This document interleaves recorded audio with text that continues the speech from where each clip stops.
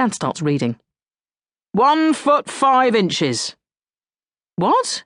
That's how tall you were when you were born. What? You measured me? You measured me when I was born? No, the hospital measured you. I didn't want to go anywhere near you. At this point, Dad buries his head in his stats book and produces a graph of my height and weight from birth right up to the age of 22. At 22, I obviously found the strength to tell him that grown women don't tend to stand against an architrave and have their parents draw a pencil line above their heads. Again, he had nothing emotional or personal written down about that time, merely data. I'd been stripped to my essentials, rationalised, rendered, made statistic.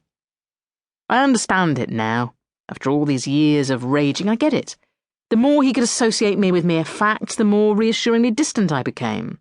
The less he had to engage with the idea of me being a living, breathing human being that he loved, that he might have to see hurt or ill or heartbroken. I wanted to say to him, I've always wanted to say to him, there's nothing you can do, Dad. That's what life is.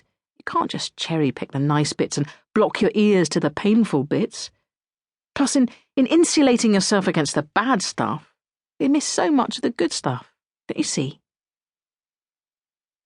Mum had fallen suspiciously quiet. I always think something is seriously wrong if she goes without speaking for longer than 30 seconds. Finally, she punctured the silence. I think I've still got it. What? My diary from when you were born. What? You've got a diary as well? Oh, God. I'll go hunt for it.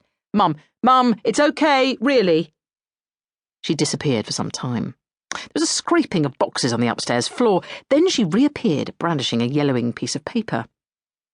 It's rare that I'm lost for words, but this was one of those occasions. It turned out that my mum is so good at cataloguing, she even managed to keep an hour-by-hour account of her own labour.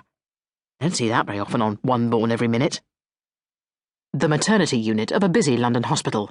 A fixed-rig camera looks down on a woman in the advanced stages of labour. There is the sound of medical equipment beeping. That's right, keep pushing! The woman screams in agony. Come on, you can do it, nearly there!